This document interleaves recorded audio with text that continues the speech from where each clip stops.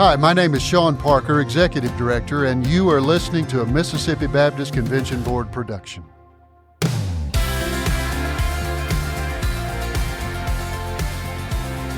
I'm kind of afraid to talk because we tried to record this podcast several times and some mixer issues here. So, yep, here we go. Trying this again. So glad you joined us here midsummer, and we are thankful to be talking about Mississippi Baptist things across the board, and that's what the podcast is all about. Hey, we have crossed the time. Yes, I'm not going to put forth much effort in it until it gets to a certain point, then I'll start putting some effort in. So I know it quit on us twice in a row. So try number 3. Here we go. All right, John. So today we have a special guest on the phone with us. He is in the Delta in Indianola. Matthew is with us, Matthew Morgan. He serves on the ERLC Trustee Board and also as a church planner. Well, I guess the church planners first. Yes, We'll talk about that first and then maybe share about some trustee things. But before we get into the conversation a little bit, here we are midsummer, but fall planning's ahead of us. So, John, can you speak to October real quick? Yeah. So October 28th and 29th is the Mississippi Baptist Convention annual meeting. This year it will be at Broadmoor in Madison, so make sure that you know and all your peeps know as well that the meeting is at Broadmoor this year. And so that's the 28th and 29th. Pastors Conference is the day before that on the 27th, and so looking forward to those 3 days with our Mississippi Baptist Convention family. And a lot of the schedule will be similar to the last couple of years if you've been part of us here in the last couple of years. So just different venue. Just want to make sure you know that. 4 months away. So, all right. But also in August, we need you to sign up for these impact trainings. August 7th, we'll be in Philadelphia at First Baptist Philadelphia. August 11th at Greenwood at North Greenwood. April 12th at First Baptist Tupelo. The 18th, First Baptist Laurel. And then the next day will be the 5th one, August 19th at First Baptist Natchez. So that's going to be a good time. That's a really fun way to kick off the fall with Mississippi Baptist Life. Yeah, for sure. Looking forward to those training events together. Yep. That's right. Register today. How are you, Matthew? I'm great. How are you guys? Pretty good. Is it hot in the Delta? It is hot in the Delta. It is hot. I had the wonderful opportunity and experience of replacing my alternator and my F-150 today in the blazing sun. So, yes, I've enjoyed every bit of the hotness here. So, Matthew, for those that may not know, why don't you tell us a little about family and then your ministry in the Mississippi Delta? Our last episode, I guess it was our last episode, was a bivocational pastor who was talking about bivocational ministry. You also fit in that category. I do. That's right. Yeah. So, I guess the most important thing you can know about me is that I'm a product of grace, guys. God has been so gracious. And my wife, Valerie, and I have been called to serve really as indigenous missionaries to the Mississippi Delta.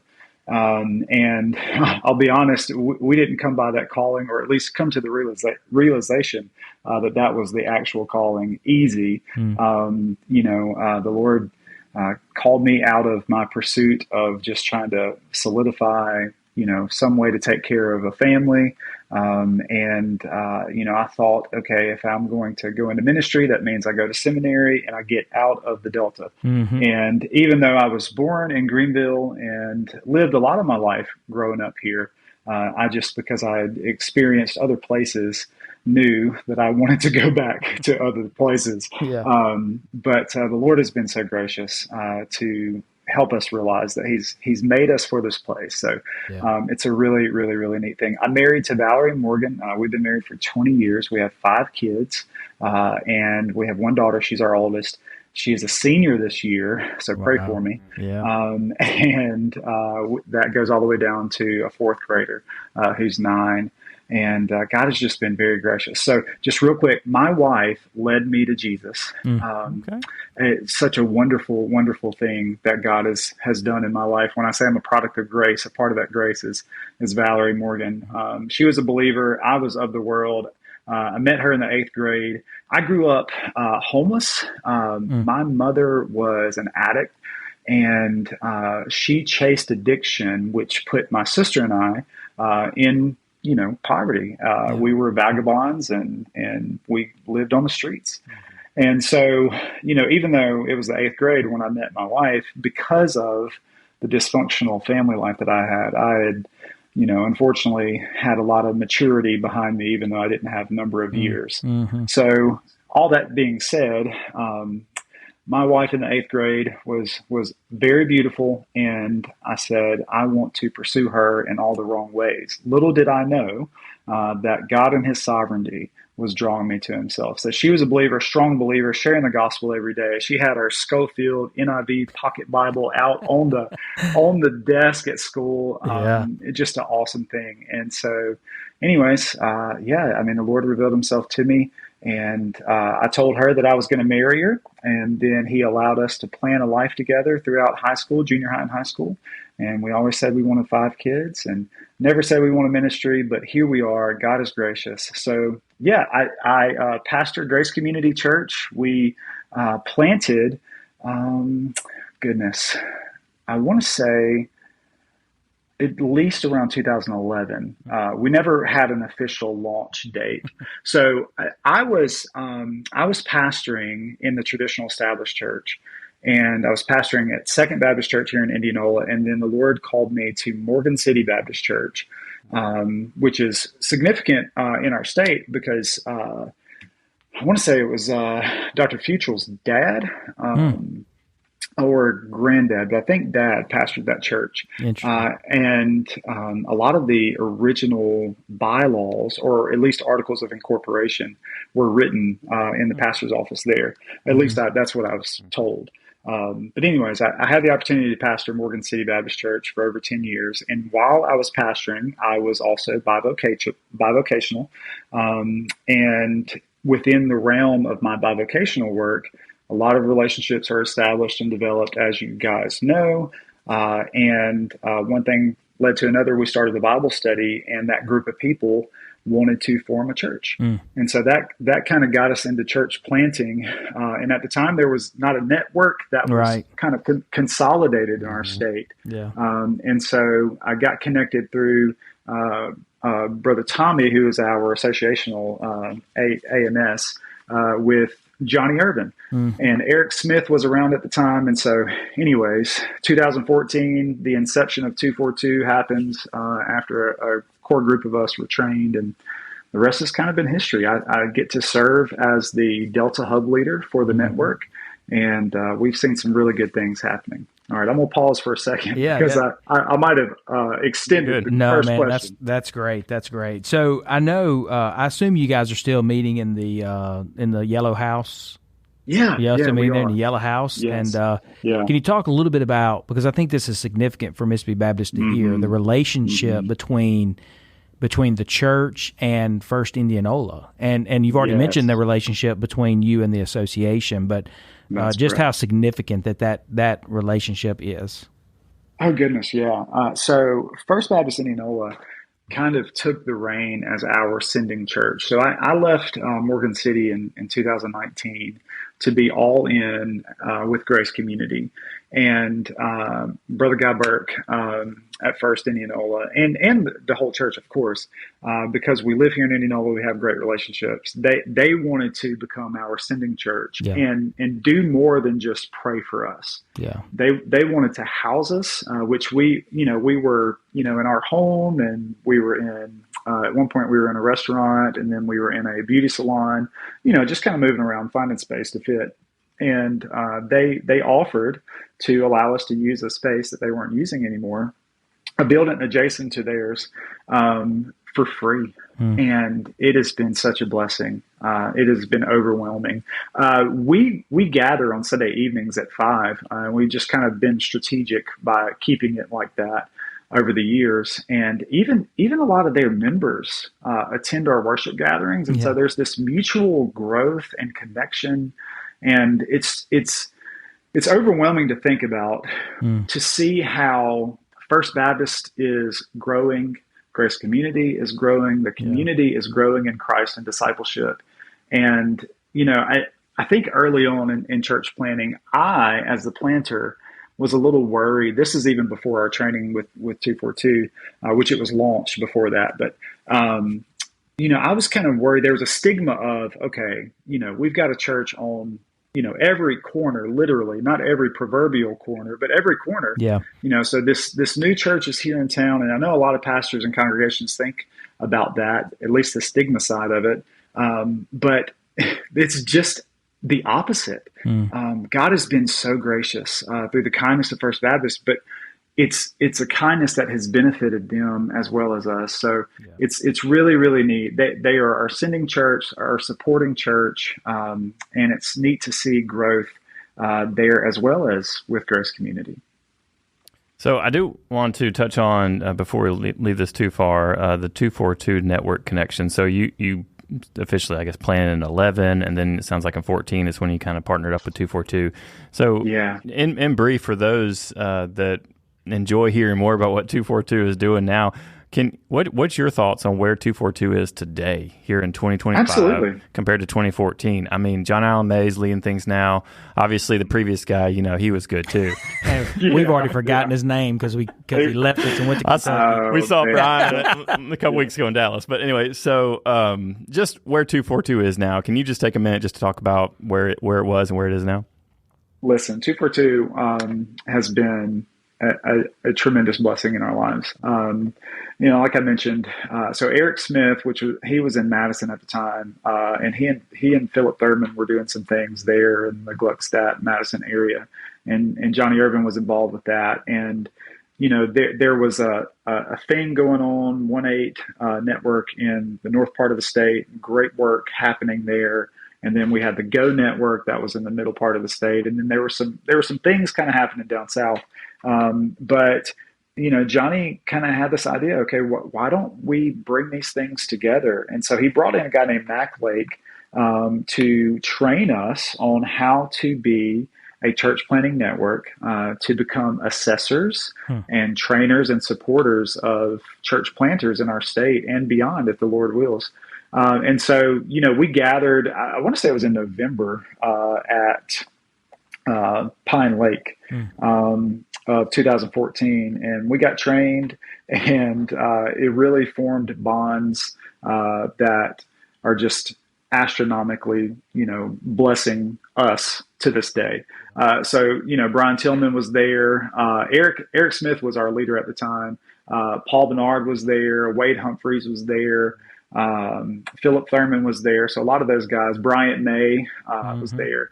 And so anyways, we just started from there. We started assessing, we started, training and sending churches and church planners out. And, a lot of those guys like John Allen May and, even, let's see, I'm trying to think of who Andy Bowles, who's our co-leader now. Those guys came through our assessment and training, and now they're leading the network, which is really neat. We hated to see Paul Bernard leave when he was our leader.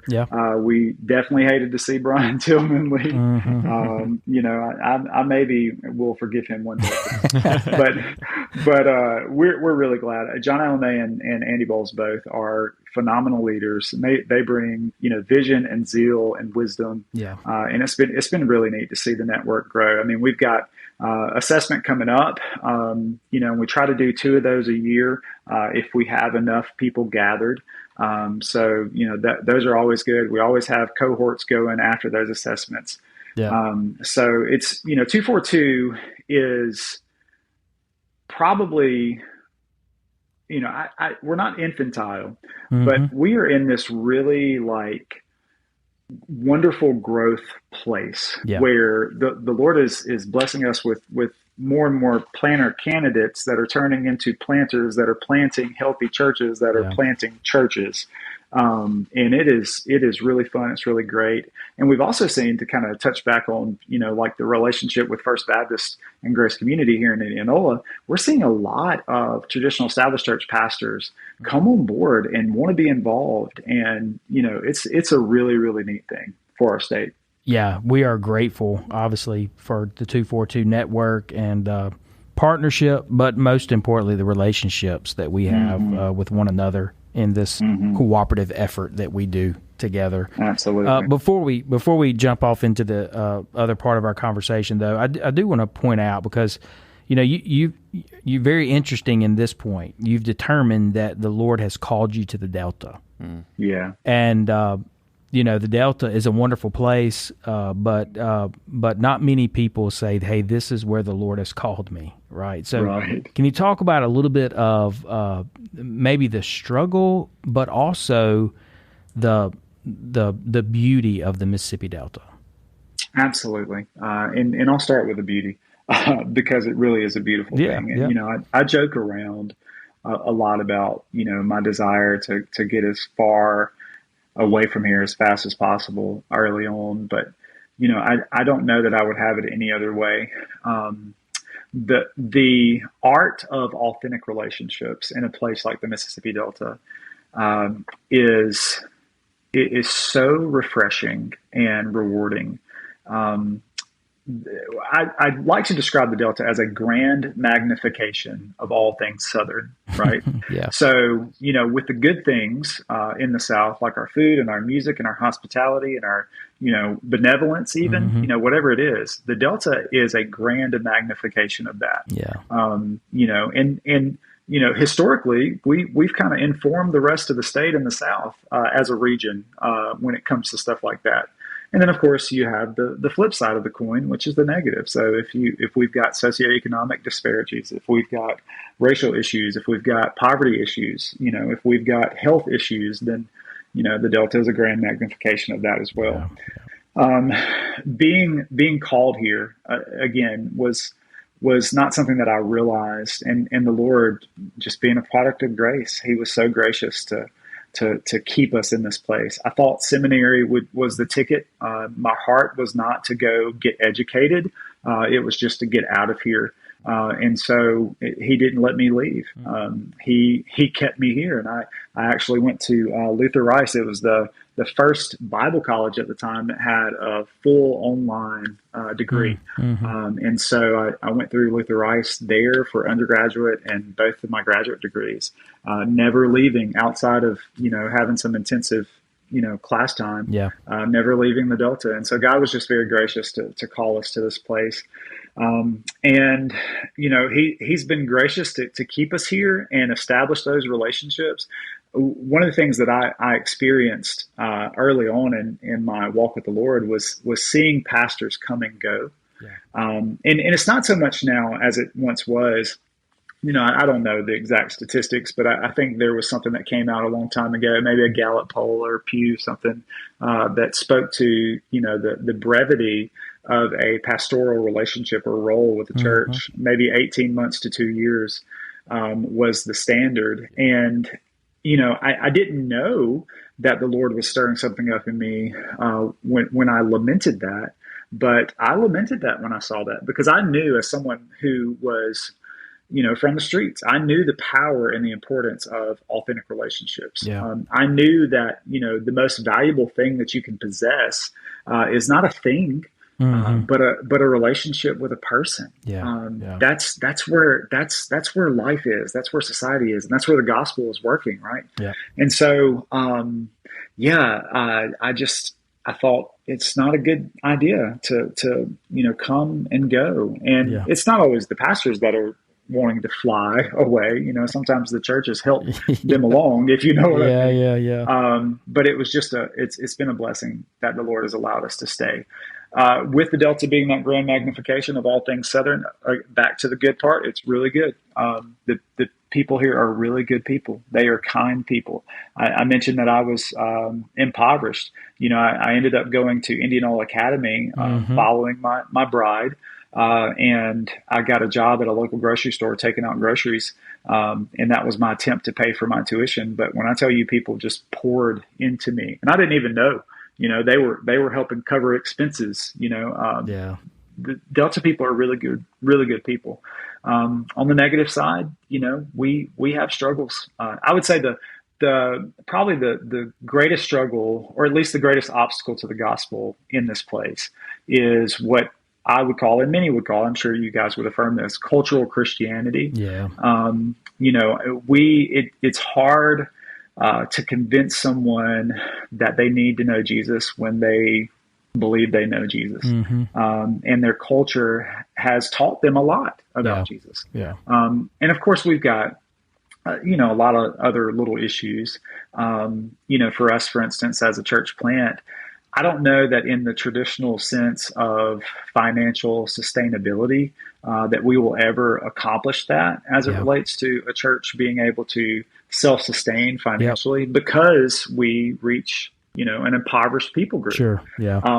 So there are struggles like that, but, again, back to the graciousness of First Baptist, we're able to have a place and God is just, he's really good. And the other thing that I want to add, and I'll be quiet. The really cool thing about the Delta is that the people here are hungry for God's word. And that above all, I think, is really the most astonishing thing. Even though there's cultural Christianity as the biggest barrier, there's this hunger for the word of God that overwhelms me. And it just hasn't ceased. So, well, that's awesome. And we're grateful that the Lord has called you there and placed you there and doing that work in the Delta. And, I would say we need to move on probably to our next set of questions, but there are some really good things happening in the Mississippi Delta right now with 242 new church plants and that sort of thing. And so I would encourage folks, if you're interested in what's happening in the Mississippi Delta, then get in touch with Tommy or even Matthew or one of those guys and let you know all the good things that's going on and ways to partner in the Delta as well. So. I don't know how to transition to ERLC. I'm just going to be honest with you. Hey, for those of you that may use ChatGPT from some time, be careful what you put in there. But hey, I am asking ChatGPT how to transition from a conversation with the church planter in Mississippi Delta with the Ethics and Religious Liberty Commission, and it gives me the bridge through social issues, a bridge through church and faith, bridge through political advocacy, and bridge through moral and ethical framing. Yeah. Man, so, how about we just ask the question that we put in the notes? Let's just go with that. Anyway, there you go. So, talk to us about your experience being a trustee with the ERLC. Absolutely. So, I am. This is year 3 of my first role or appointment to the Board of Trustees for the ERLC. I came in the time right after Dr. Moore had left.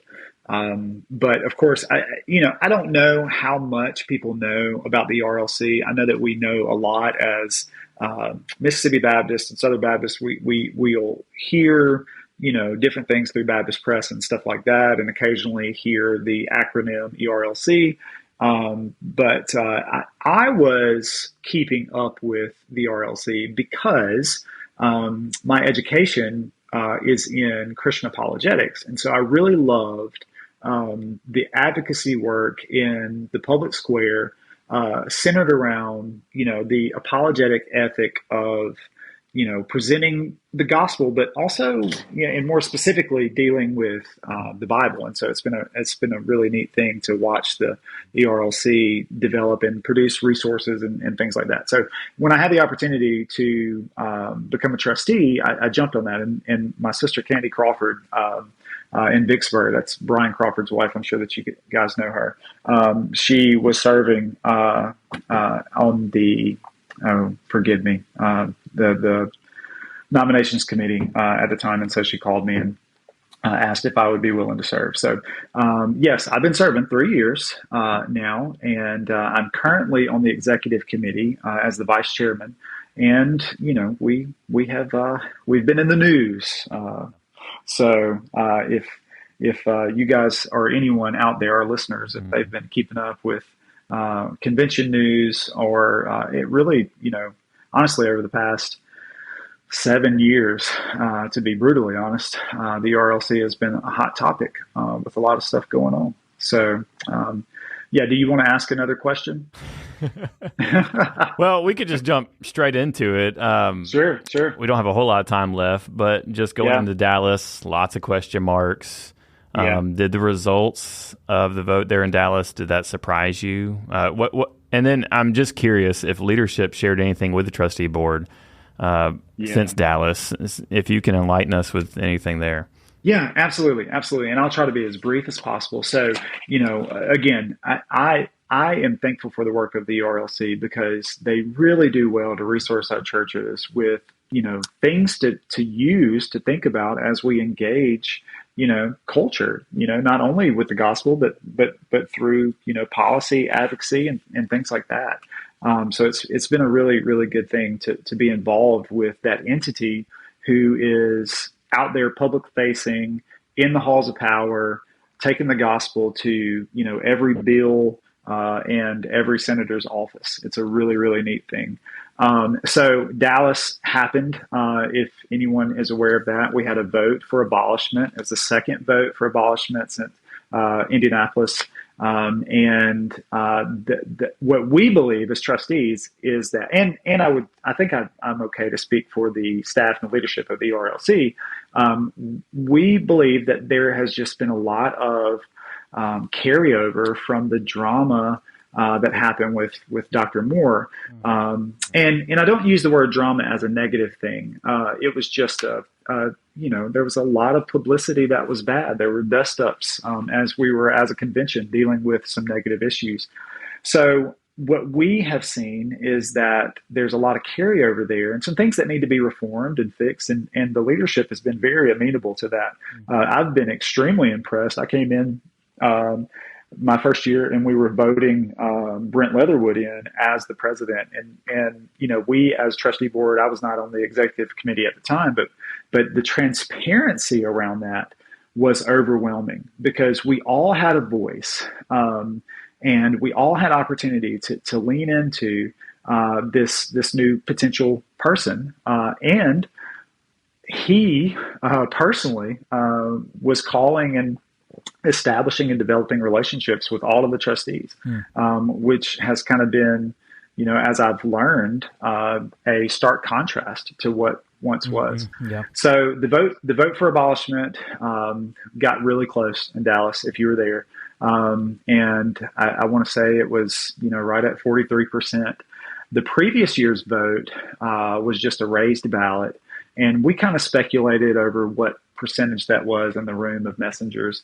And some came away with 30, some said it was closer to 40, but this ballot vote, where we had the actual count, was alarming, and alarming to the leadership, alarming in the sense that we know that we've got to work to establish or reestablish trust with our messengers, with the SBC. So, I'll say this too, guys. Being a trustee on the board of the Ethics and Religious Liberty Commission is not a walk in the park. It is not go get a good Baptist dinner somewhere.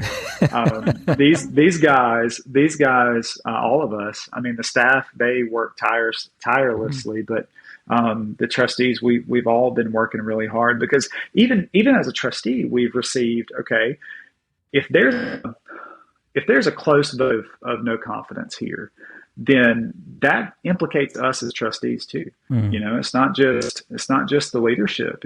It's the trustees as well. And I personally, as I've gotten to experience the trustee process of our convention, I've loved that we have this thing that operates in the way that it does as the convention. It's a really neat thing. So. Well, let me say this too. I mean, I know we are about to run out of time, and there is a lot of drama that surrounds the ERLC. But when Baptists get together, there's drama about something always. So I mean, it's not just this issue. But I was having a conversation actually with an AMS just this week, and ERLC came up, and his perspective was, I thought, pretty good. He said, the ERLC has a great piece on gambling, and the ERLC has a great piece on transgender issues inside of the local church, and I know we hear that they're putting ultrasound machines all over North America, but there are other resources out there for churches, and I think while we have to address the issues like you just talked about. What are some of those things that you say, hey, here are the things that the ERLC is doing, and maybe you don't know about it, but if you'll go to ERLC. whatever it is, you might can find that. Absolutely. And so I would encourage every listener to go to the website and sign up for the email newsletter, but then also Light Magazine. It's a free resource coming from the entity that speaks to all the advocacy work, all of the presence in the public square.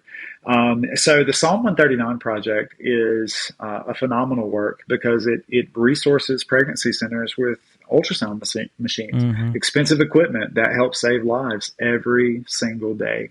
And so that's been a really, really, really beautiful thing. And I think if you were there, if you've ever been there as a messenger and you've heard, about the reports from the ERLC, you get to hear about that because that's a really big thing. Also, we have some research fellows, and Evan Leno at Mississippi College. I've enjoyed getting to know him. Those are some really sharp guys who pour a lot of time and effort into working on resources that help our churches. I would say that one of the things that the ERLC is getting better at and is going to get even better at is church engagement. Where we are, not just to answer your question, not just developing resources, but helping churches know, hey, this is a resource. This is where it's at. And, if you can't get it, we might just get in the car and bring it to you because, we want to help you in that way. And so, there's a lot of resources, a lot of papers, books written in the resource realm. And then, of course, we have a staff in Washington at the Leland House where they are in the Capitol nonstop, pouring over, bills, dealing with the policy work. I don't know if you guys saw this today, but there was a great win for,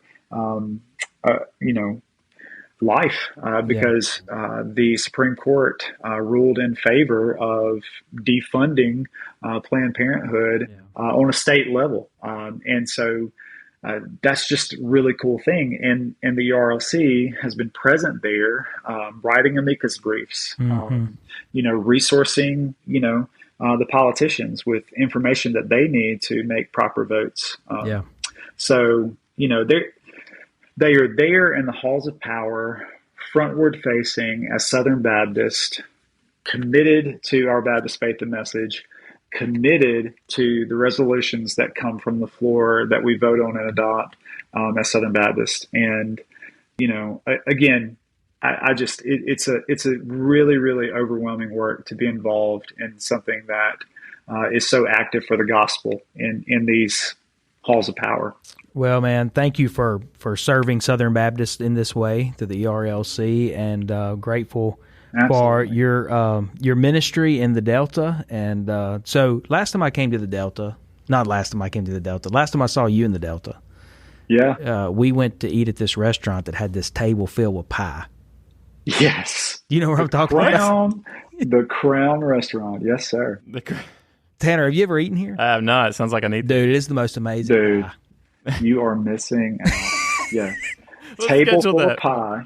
Hey, again, listen, the Delta is a grand magnification. There you go. That's right. As a table full of pie. I'm telling you, man. It is. Say that. That's good. Well, I appreciate your time today talking about church planning. And first, you're the church planner, and you're serving as the trustee right now. And so I really thank you for serving in your capacity in the entity of the ERLC. And talking with us today. You've had a busy day outside in the heat, it sounds like earlier. So thank you so much. Right. Brother. Absolutely, guys. God bless you. All right. Appreciate you. Yeah, man. Bye. This is Sean Parker, and I want to thank you for listening to today's podcast. As the Executive Director of the Mississippi Baptist Convention Board, I'm blessed to provide guidance for the cooperative work of over 2,000 churches across the state who are part of our mission family. Thank you, Mississippi Baptist, for your focus on the kingdom of God and your faithfulness to realize the Great Commission from the local church to the darkest spiritual pockets of the globe. If you have any questions about our mission, I'd love to hear from you at sparker@mbcb.org. You're making a difference by working together, and may the Lord be glorified because of it.